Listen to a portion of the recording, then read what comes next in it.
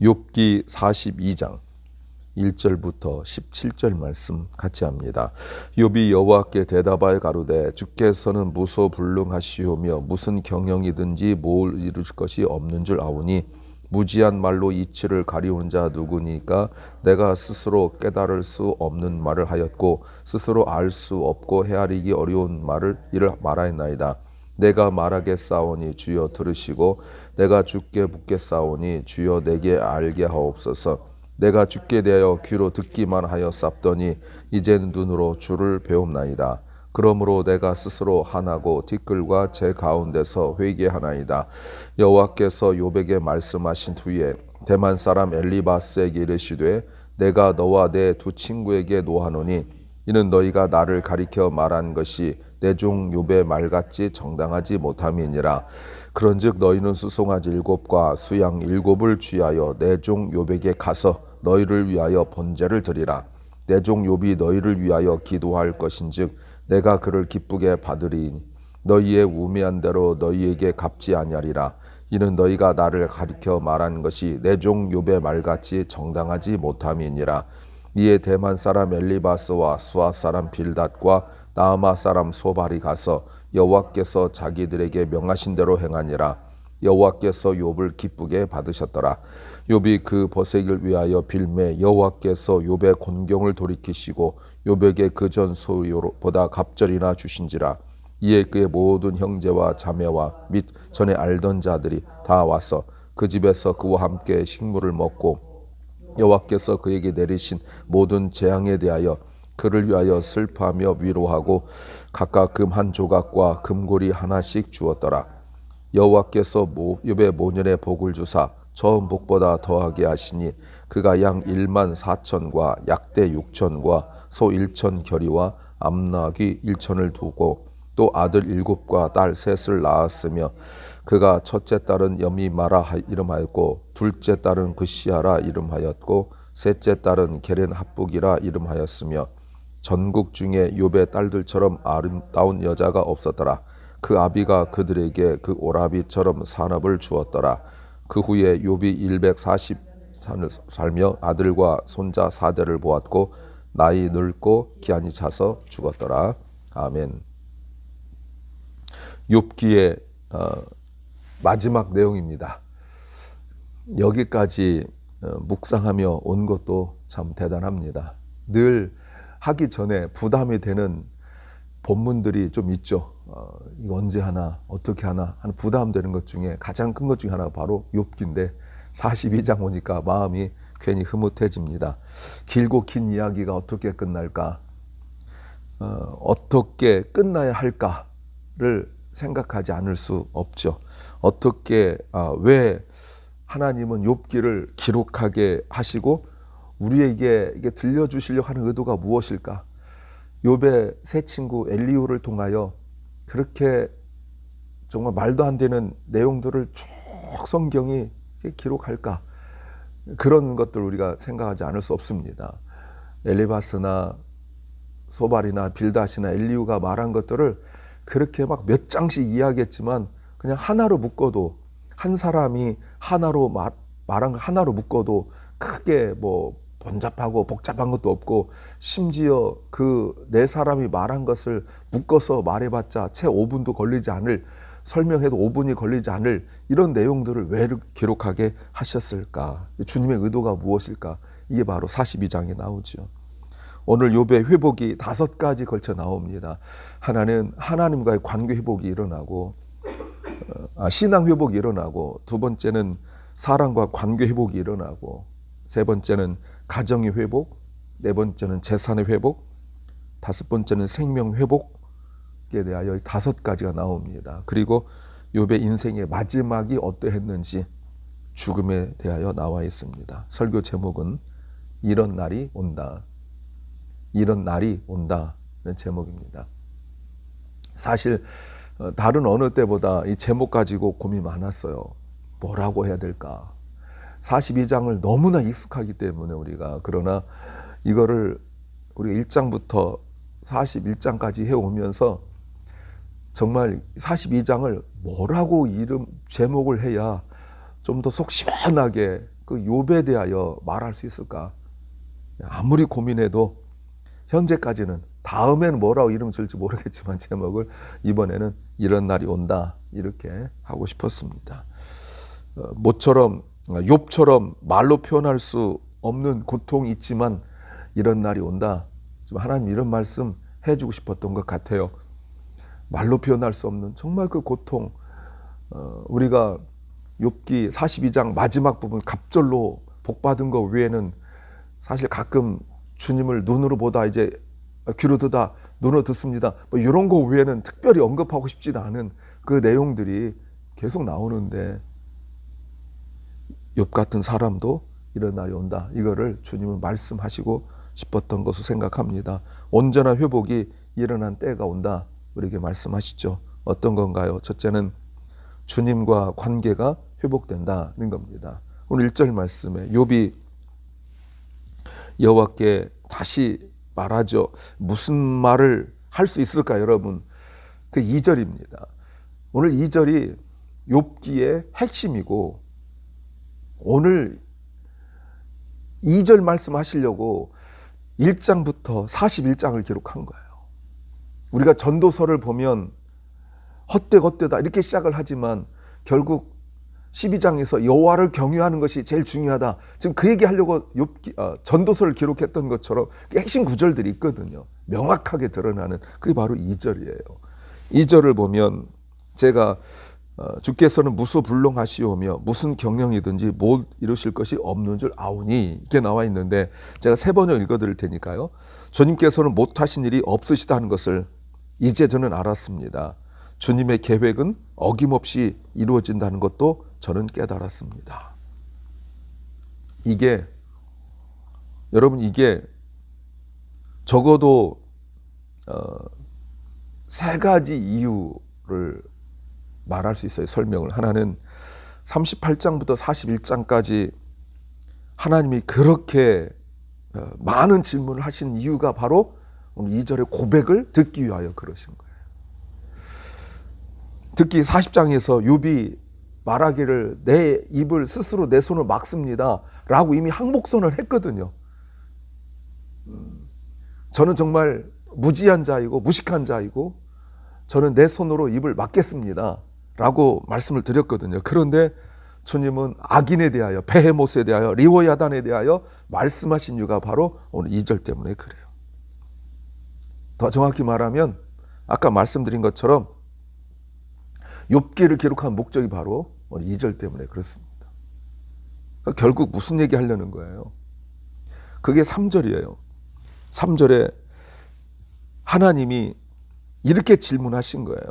하나님께서 무식한 말로 잘 알지도 못하면서 주님의 뜻을 다 아는 것처럼 말하여 주님의 뜻을 가로막은 사람이 누구냐? 라고 질문을 하신 거예요. 주님이. 그러니까 38장부터 41장이 그 질문을 하신 거예요. 욥의 친구들일까요? 아니죠. 욥이에요. 이거는 우리가 볼 때, 우리가 제3자 입장에 볼 때 말한 것이 아니라 욥 스스로 고백한 거예요. 욥의 친구들은 고백하지 않았습니다. 욥만 결국 3절에 내가 무식한 말로 잘 알지도 못하면서 이런 말 했습니다 라고 말한 거예요. 친구들은 깨닫지도 못하고 고백하지도 못했어요. 그러면 이제 질문해야죠. 도대체 욥이 무슨 말을 했나? 왜 자신의 말로 스스로 무식한 말이라고 말을 했냐라는 거예요. 욥이 한 말이 뭐죠? 욥이 앞에서 3장부터 해가지고 37장까지, 물론 뒷부분에 엘리후가 있었지만 욥이 말했던 그것들을 한마디로 정리하면 이런 말이에요. 주님이 까닭 없이 이유 없이 고난을 주신다. 그러니까 욥의 말을 한마디로 정리하면 이거예요. 그러니까 여러분 우리가 37장까지 3장부터 37장까지를 이렇게 말할 수 있어요. 욥이 그렇게 말했지만 한마디로 말하면 주님은 까닭 없이 또는 이유 없이 고난 주신다. 이렇게 한마디로 정리할 수 있는 거고, 욥의 친구들의 말은 그 네 사람 말을 한마디로 묶어서 말할 수 있는 거예요. 사실은 욥기는 되게 단순한 건데 내용이 많아서 그렇지 굉장히 단순한 이야기예요. 여러분, 이 말이 무식한 말입니까? 주님은 이유 없이 고난을 주신다. 그러니까 우리 쪽에 이유가 없는 거죠. 이유 없이 고난을 주신다. 이렇게 말한 것이 무식한 말입니까? 여러분, 이런 말도 못합니까? 이런 생각 안 드세요, 여러분? 저는 들었어요. 욥도 마찬가지였죠. 그런데 욥이 38장부터 41장까지 주님의 말씀을 들으면서 비로소 깨달은 것이 바로 이거예요. 왜 우리가 말씀을 계속 드려야 되는지, 말씀을 우리가 왜 계속 깊이 묵상하고 연구해야 되는지 그 이유가 바로 이것이죠. 그런데 이렇게 질문해요. 하나님이 어떻게 말씀하셨는가? 꿈에서 특별한 계시를 욥에게 주셨는가? 또는 욥만 알아듣게 말씀하셨는가? 4절 보면 내가 말하겠사오니 주여 들으시고 내가 주께 묻겠사오니 주여 내게 알게 하옵소서. 여러분, 이 말은 마치 욥이 하나님께 말한 것처럼 들려지지만 사실은 주님은 욥에게 이렇게 말씀하신 거예요. 내가 말할 테니 들어라. 내가 질문할 테니 대답해라. 이미 38장에서 40장에서 주님이 2번이나 반복하여 말씀하신 거죠. 주님의 그 길고 긴 질문들을 들으면서 욥이 한 고백이 바로 그 고백이에요. 5절 매우 유명하죠. 내가 주께 대하여 귀로 듣기만 했는데 이제는 눈으로 주를 봅니다. 이 말이 무슨 말이냐면 전에는 주님에 대하여 온전한 지식이 없어서 주님을 잘 몰랐습니다. 그런데 이제는 그런데 자기는 주님 잘 모르는데도 주님을 잘 알고 있다고 내가 그렇게 생각하고 믿고 있었습니다. 그런데 고통의 그 과정과 여정을 거치면서 그리고 주님의 말씀을 들으면서 내가 주님을 잘 알지 못하고 있다는 것을 내가 비로소 깨달았습니다. 왜요? 주님이 눈으로 보여주셨기 때문에 그렇습니다. 이 고백이에요. 언제 주님이 자신을 보여주셨습니까? 38장부터 41장에서 온 우주 만물과 그 안에 있는 모든 피조물, 하나님께서 하신 일을 보여주신 거죠. 창조주 하나님, 그리고 그 모든 것들을 다스리시는 통치자 하나님, 그러니까 하나님이 누구시고 어떤 일을 하셨는지를 보여주셨죠. 그런데 여러분, 우리가 지금 이렇게 보니까 그런데 제 묵상 노트에도 그렇게 써 있지만 제가 이렇게 썼어요. 사실 좀 실망스러워요. 욥의 그 고통에 대한 하나님의 답이라는 것을 여러분 다시 생각해 보면 하나님은 하늘, 바다, 땅, 짐승, 나무 이런 얘기만 쭉 하셨어요. 욥의 질문, 왜 하나님 내가 이런 고통을 당해야 됩니까? 라는 그 고통에 대하여서는 한마디도 말씀하지 않으셨어요. 고통의 이유를 설명하지 않으신다 할지라도 어떻게 고통을 이겨내야 되는지, 이 상황 속에서 욥이 무엇을 할 수 있는지에 대하여 아무 말씀도 없으셨어요. 그런데 놀라운 것은 38장부터 41장을 제가 다시 한번 읽어보는데 이 말씀을 듣고도 욥은 회개했다는 거예요.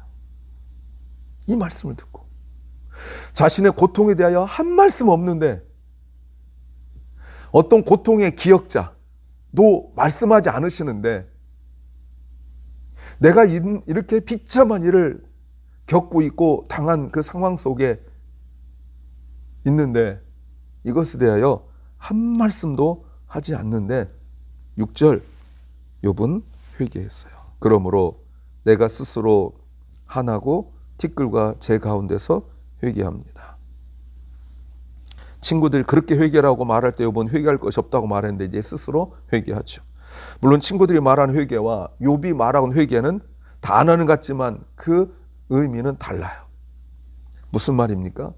하나님의 말씀을 들으니 굳이 내 고통에 대하여 이런 저런 설명을 하나님께서 하지 않으셔도 욥은 내가 회개할 것이 있다는 사실을 깨달았어요. 내 문제가 지금 당장 해결되지 않을 것 같고 내 문제 해결해 주신다고 말씀도 하지 않으셨는데 내가 말씀을 들으니까 내 심령이 새로워지는 사실을 깨닫게 된 것이죠. 하나님의 말씀을 들으니 아무 곳에도 없던 하나님이 보이는 거예요. 그렇게 하나님 앞에 나아가고 싶었어요. 23장 3절에서 8절 9절에서 욥은 하나님을 찾을 수 없다고 부르짖었어요. 하나님께서 자신을 버리신 것 같다고 너무 절망스럽다고 부르짖었어요. 이런 문제의 의도를 알 수 없으니 계속적인 고통 속에서 하나님이 자신을 버린 것 같다고 생각했어요. 그래서 31장 35절에 전능자가 내게 대답하시길 원한다라고 그렇게 부르짖었어요. 그런데 그분이 직접 찾아오셔서 말씀하시는 거예요. 그래서 만나면 내가 억울합니다 이런 얘기 할 줄 알았는데 하나님 만나니까 그 거룩하신 하나님, 존엄하신 하나님, 영광스러운 하나님 만나니까 그 서운한 거, 아픈 것을 싹 잊어버린 거예요. 이제 그 얘기를 할 틈도 없고 할 생각도 나지 않죠. 누가 회개할 수 있을까요? 언제 회개할 수 있을까요?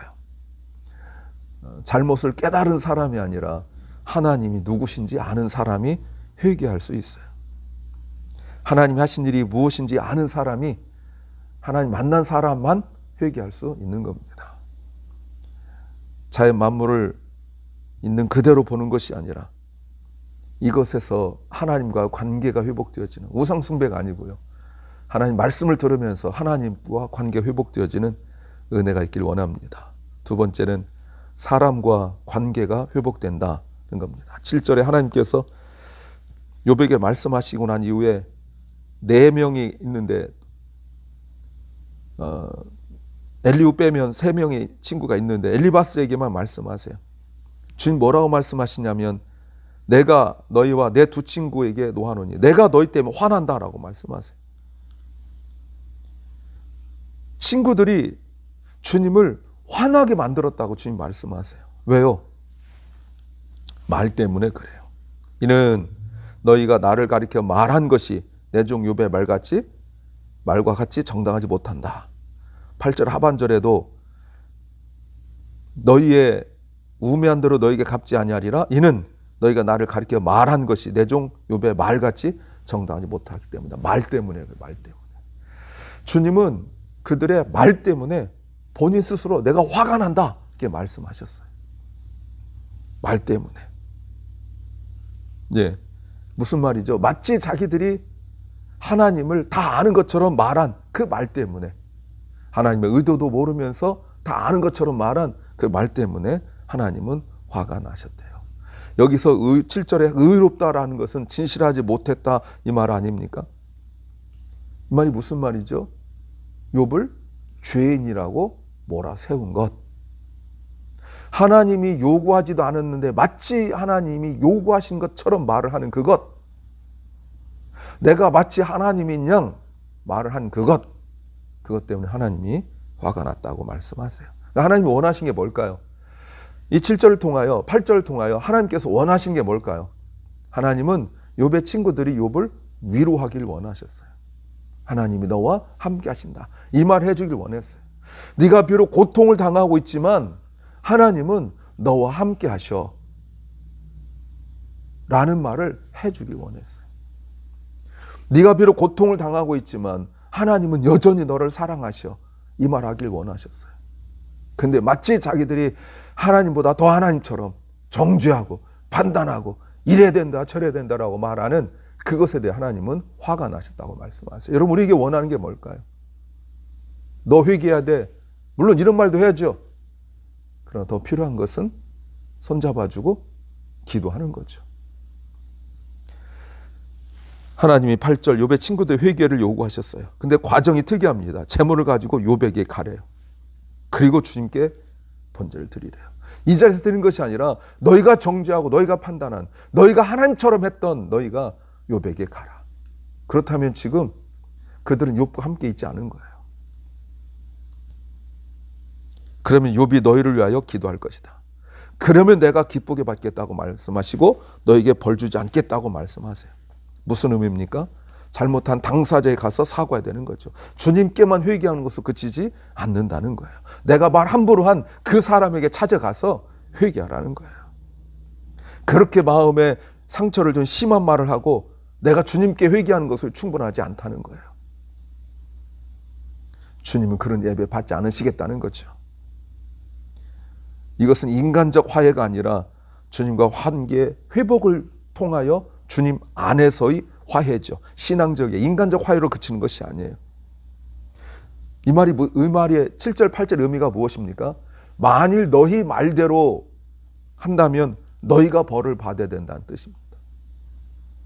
너희가 욥에게 했던 말들로 본다면 너희가 벌을 받아야 된다는 거예요. 결국 욥의 친구들은 자기들이 벌을 받을 만한 말을 했다고 주님께서 말씀하세요.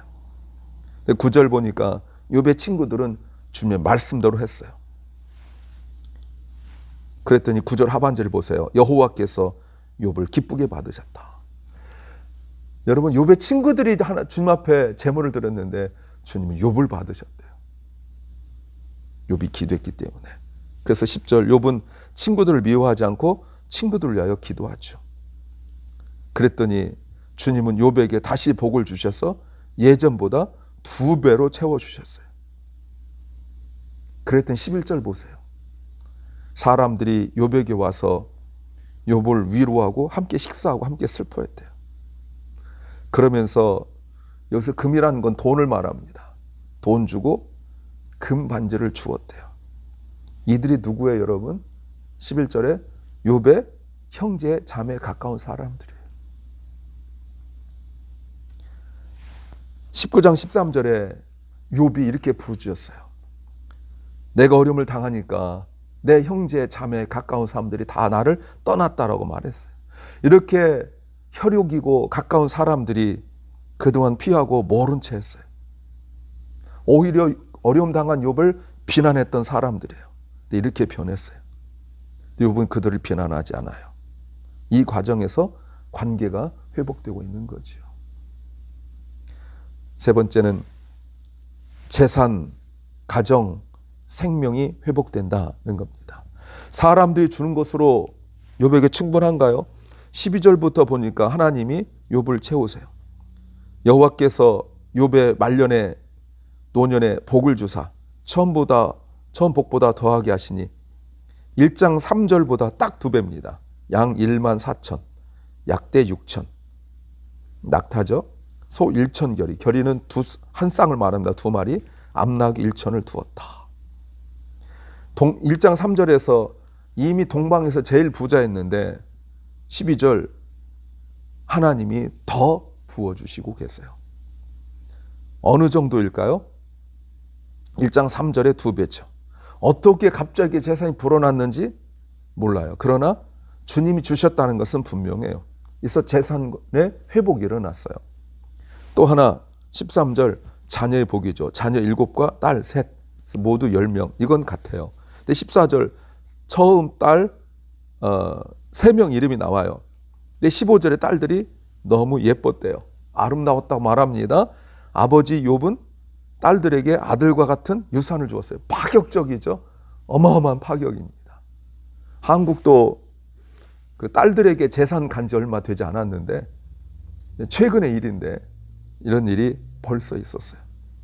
그리고 16절 고난 후에 140년을 더 살았고 그 후에 자손을 4대나 보았다. 이건 가정의 회복이죠. 17절 이렇게 나와요. 나이 늙고 기한에 차서 죽었다.